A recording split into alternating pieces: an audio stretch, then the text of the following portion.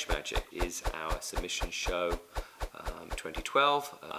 As usual, the show is not directly curated, but is an opportunity for the 7 artists that we included to make new work that directly responds to the soap factory space and to their concerns as artists. So it'll be around this. It's going to come around that column and back around here. I think that's comfortable with it for now. Let's get move a little bit on me when I get ready. I got it full stored up. Spend it too. So. Alright, let's call this one safe. I gotta recall it.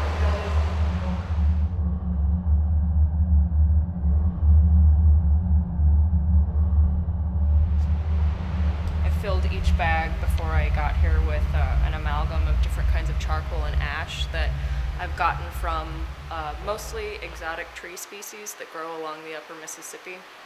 And so I harvest them and then I burn them and put them like teaspoon increments into each bag, and so hopefully I'm gonna create a gradient across the floor from dark to light, starting in the corner dark and then moving out to light.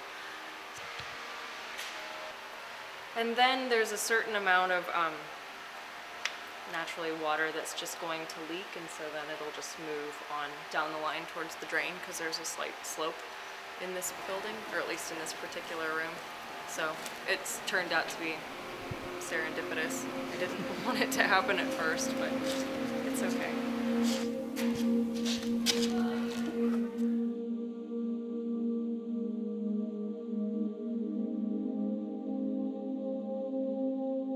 The structure is a little bit precarious. It's a yurt, but generally like yurts are made with lattice work, so they're like very strong. The walls that support the roofing is strong, but since these are individual posts, it's a little precarious because the roof's kind of heavy. It's this like circle right here that gets set on posts. So the posts insert here and then it's lifted.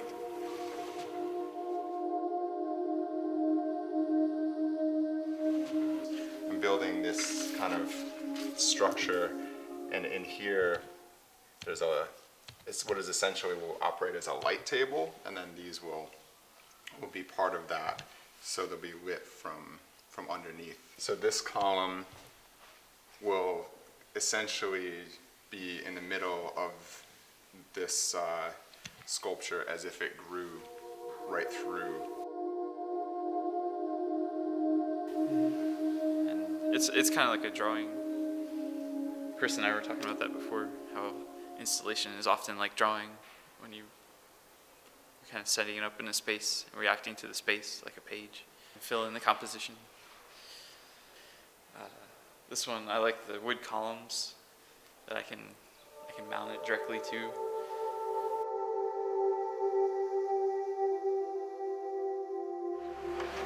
I did some research about the soap factory and found that it was a sausage casing factory at some point, and then animals rendered for soap. So it's a subversive wallpaper in a way because it has animal parts and intestines, but then it becomes a really decorative pattern. And no one has really figured out the intestine part yet.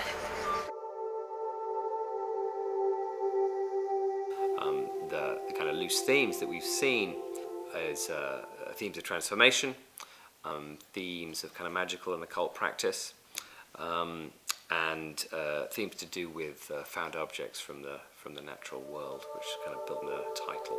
Hedge Magic. These are sunflowers from last growing season, I think. I've hooked up with this person in Missouri through eBay, of all things. That's how I found them.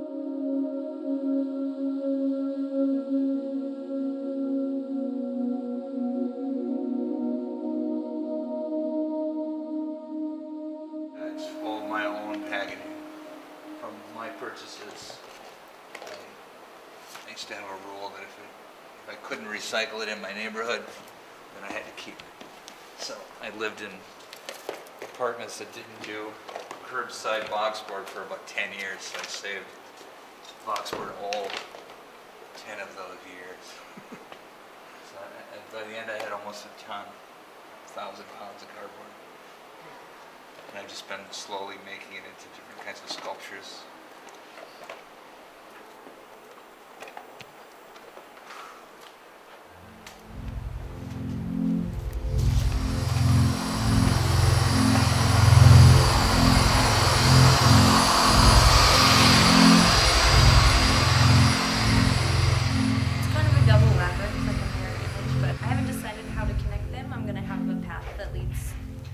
Both, and I haven't decided whether it will have an opening to invite people to come in or just have it bound to one another. This is the entrance here, so then I'm going to extend it with more carpet and lead to the other entrance, so it'll be kind of more of a path.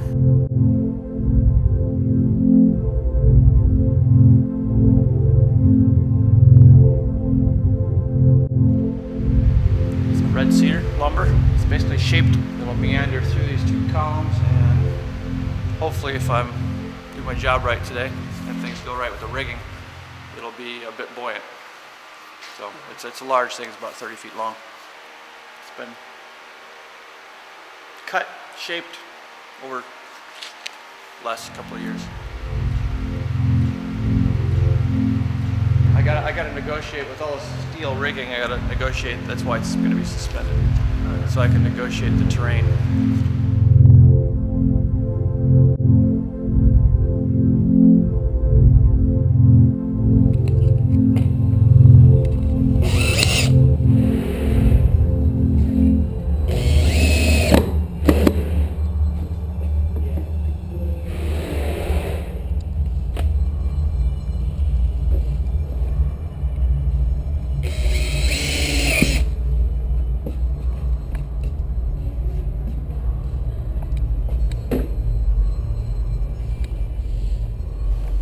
Side view support structures for the piece. It's made out of lumber and MDF, and there's plexiglass, things like that. So there's a lot of construction.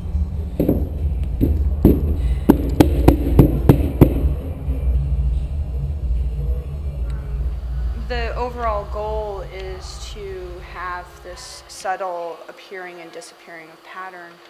And what we've done here is, with a stencil application, we've done a high gloss white with a flat white, and they're just a little bit off. The flat is warmer white, and so there's not only this sort of illusion of three-dimensional quality, but also this appearing and disappearing with the light. And once this is finished, it will be a lot less direct light. More of the light will be coming through the wood application, so that there's more shadow.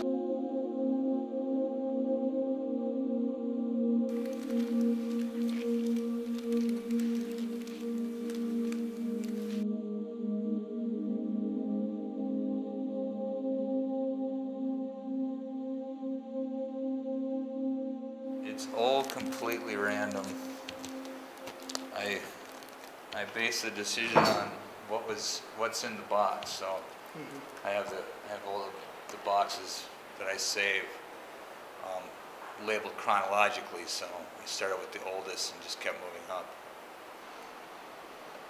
And so when there is something appealing about a relationship, it's completely by chance. I feel like for me, what happens is it all just becomes one thing.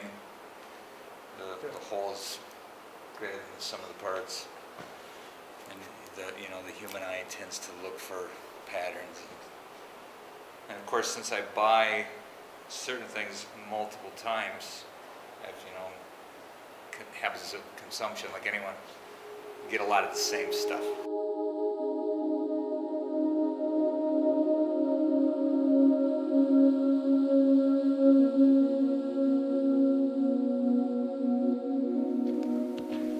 So it lights up, I need to rewire most of it.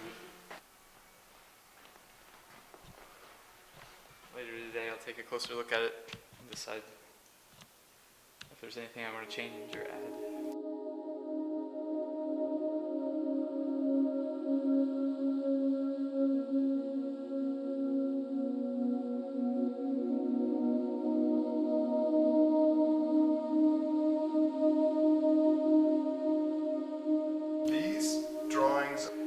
been altered from the original source.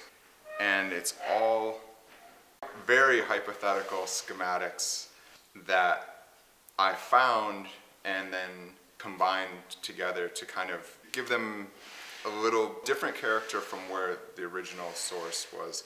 And there was text associated with it and measurements. It's all very hypothetical physics, I guess, something that's I was interested in, but thus far the things that these are alluding to are not possible physically yet. It's already based slightly in fantasy from from the source, and then I think I wanted it to even bring it farther out of that real world that it existed in.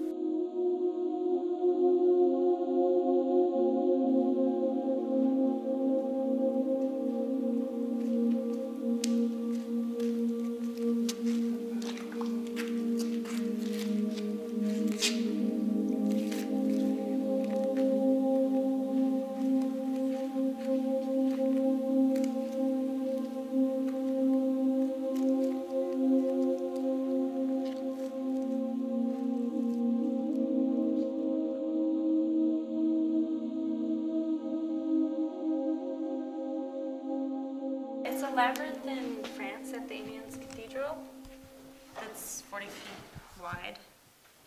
And I think theirs is laid in marble or granite or something. But it's only open to the public on Fridays if you want to go and walk it. But they've been using it as like a meditation tool. People will take their shoes off and kind of come in one at a time, so it's like a little bit more thoughtful, and then you can walk the labyrinth like a mini pilgrimage in the way that you would journey to the center for some sort of advice and then return out with like an answer.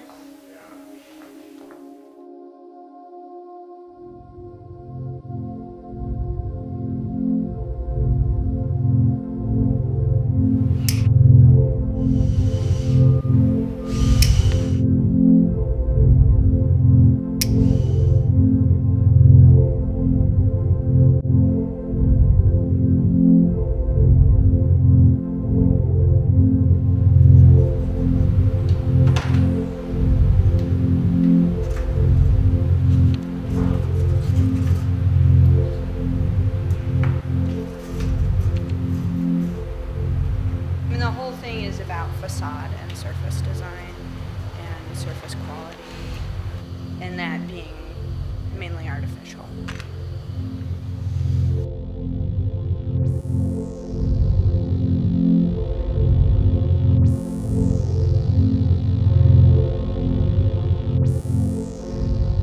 The boxes are made with just like clear packing tape, and that's why they have that kind of shine on them. In the past, I've tape them together with packing tape. I'm trying something different for this show. These are stuck together with magnets. It's already fallen over a couple times. I had this all up to here, and this side all fell over. And the sequins got off.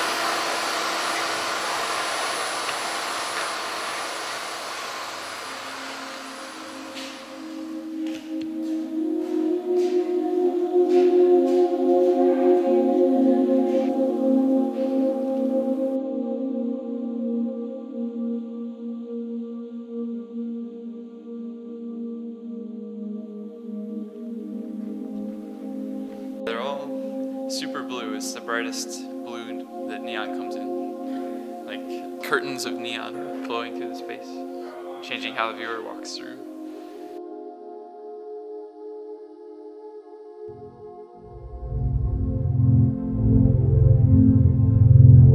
The ash and charcoal that I've used to have it, and I've made these stencils of different segments of the Mississippi, and so I'm going to do topographical maps that are kind of like ephemeral drawings.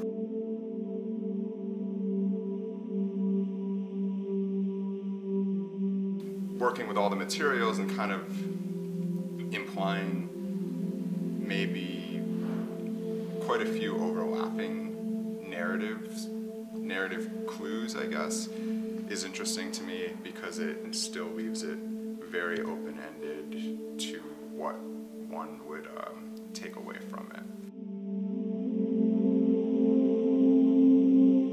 I have a lot of ideas about what it might be, but I would never necessarily nail it down to that or say it's about this and that's the only thing it's about.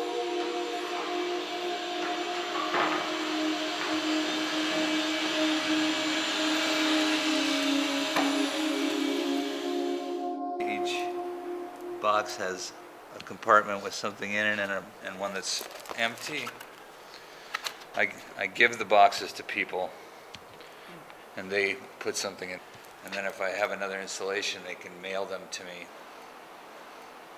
They're designed so that this, see this little divider here that unfolds and goes across the window. So the whole thing is completely reversible and becomes just a plain mailing box.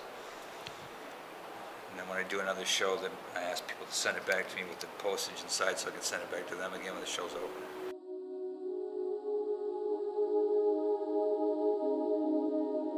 This pretty much operates as if it were a workstation of some sort. However, the functionality of the work being performed is always kind of a mystery. To me, even, I kind of just work with it, and its logic reveals itself as it goes.